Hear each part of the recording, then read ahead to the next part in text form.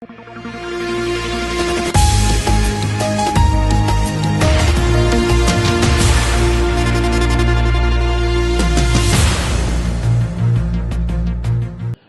Woman scientist association या संस्थेतर्फे दरवर्षी एक शैक्षणिक साधनांचे प्रदर्शन भरवले जाते।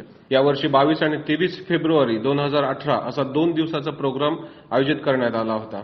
सकाळी 10 ते सायंकाळी 5 यावेळेस मुख्य केंद्रावर या कार्यक्रमाचे आयोजन करण्यात आले होते। या संस्थेमध्ये नर्सरी, पाळणाघर शिक्षकांसाठी प्रशिक्षण पदविका कोर्स केले जातात। मागच्या 21 वर्षापासून हा कोर्स चालवला जातो आणि विशेष म्हणजे SNDT महिला विद्यापीठाशी संलग्न असा हा शिकवणी प्रोग्राम आहे।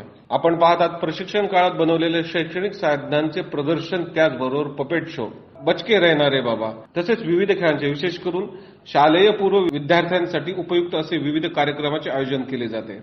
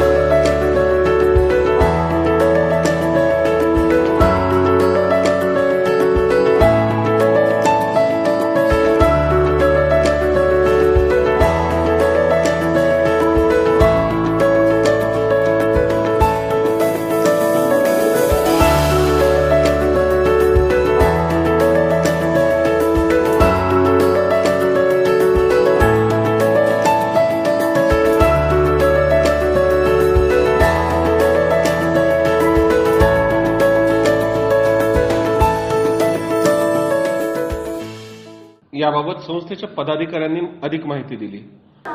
इस कोर्स में हम बहुत सारे जर्नल्स बनाते हैं, टीचिंग एड्स बनाते हैं और ये फेस्टिवल फोल्डर होता है जो मैं सिखाती हूँ बच्चों को ये सब, और जो वो लेसन लेते हैं तब इसमें यूज़ करते हैं। जैसे कुछ भी पढ़ाना हो तो बच्चों को पढ़ाने के लिए हमें उन्हें तस्वीर दिखानी पड़ती है। वो तस्वीर बनाना और कैसे उनके सामने बच्चे को हम सिखाएं और कैसे उनको समझाएं, वो बताने के लिए हम उसका आकार सामने लाते हैं बच्चे को।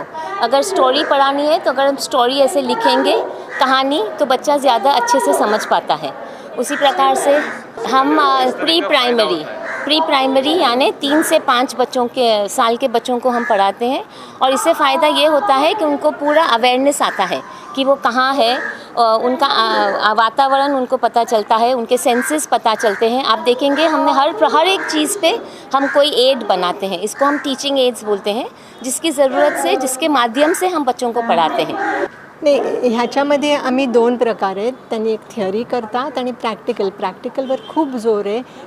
ॲक्टिव्हिटीज अशा घेतो आम्ही ज्यांचा उपयोग त्या मुली बाहेर गेल्यावर शिकवायला जेव्हा लागतात तेव्हा कसं शिकवायचं, ॲक्टिव्हिटीज कशा घ्यायच्या, टीचिंग एड्स कशी बनवायची, त्यांना एक एक्सपोजर मिळतं पुढे। आणि आमचं IWSA Indian women scientist association जे आहे आणि हे कोर्स जो चालवतो त्याची मी कोऑर्डिनेटर आहे, आणि हा कोर्स SNDTला अफिलिएटेड आहे।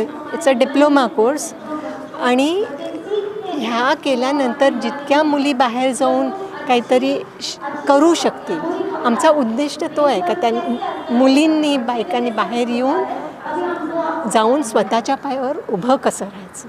टीचिंग एड्स के बारे में बता रही हूँ। वो सारे हमें बहुत काम आते हैं जब हम कुछ बताना चाहते हैं, बच्चों को कुछ सिखाना चाहते हैं तो कहानी के माध्यम से सिखाते हैं। तो उसके लिए हमने ये सारे पपेट्स बनाए हैं।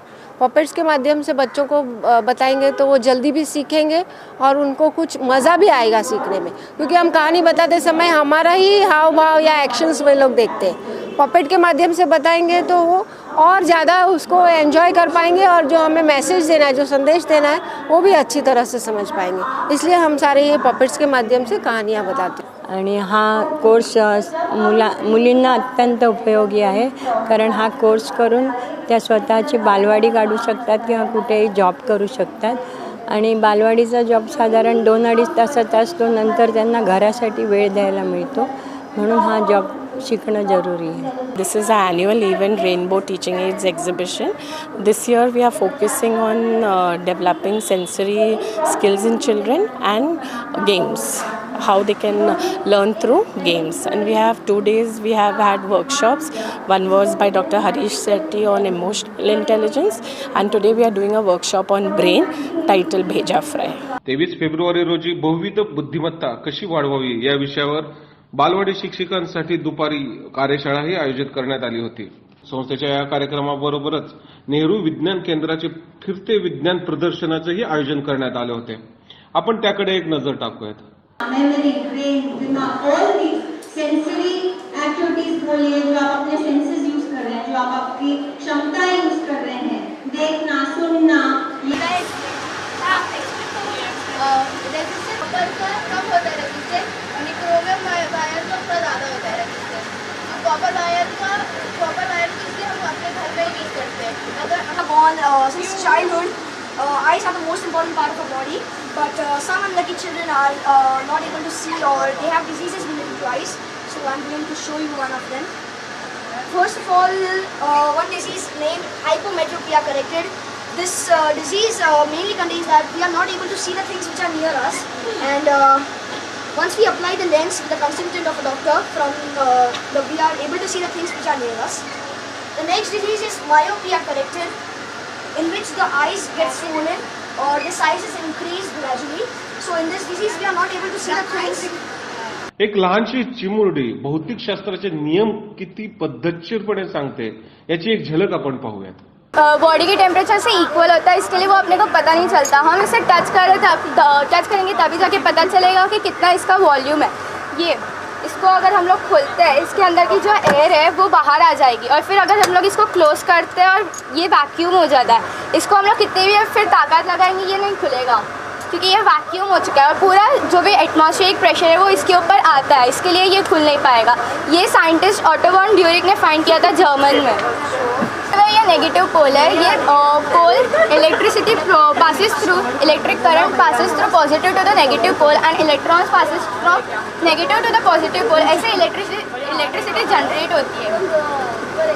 इसमें पानी आ रहा है, पानी हायर लेवल पे जाएगा, इसके लिए हम लोग ने उसको लो लेवल के लिए ये डाला है, because water goes from higher level to the lower level. ये मैग्नेट है, मैग्नेट इसको अट्रैक्ट कर रहा है, इसके लिए ये लाइट डिम है इससे, और ये ज़्यादा लाइटेड है. याबाबत आयोजकांनी अधिक माहिती दिली. ह्याच्यामध्ये 2 उद्देश आहेत. एक म्हणजे आमच्याकडे जो 1 वर्षाचा ट्रेनिंग प्रोग्राम आहे SNDTशी ॲफिलिएटेड असलेला, त्या स्टुडंट्सना एक्सपोजर मिळावं, त्यांनी वर्षभर काय शिकलं यातून ह्याचा प्रचार व्हावा, आणि ह्या सगळ्यांना जे जॉब्स मिळतात त्याचा त्यांना फायदाही होतो जीवनामध्ये. विमेन एम्पॉवरमेंट आपण जी म्हणतो त्यासाठी this is one of the course that IFSA is running for last 21 years. So this helps. So exposure to our students, their teaching aids which they have used, and another one is now we have started all these exposing other things for secondary schools also. We conduct workshop like you have seen Bheja Fry. It is like the multiple development we call in early childhood if you do it, because the brain development is maximum in these years, up to 6 years. Our 80% brain is developed. So it is not a teaching at this age, it is actually you prepare learning exposures for them, learning experience, and that's how all these teaching aids, workshops are organized for teachers, and that is the main purpose of this, how to create learning environment so that they learn on their own. It is not just rote learning like A to Z or 1 to 20, that's not the purpose. Our purpose is create an environment so that they will get enriched, they will learn experience, and then naturally the brain development will take place, And when they go to a formal school, this helps. They learn faster.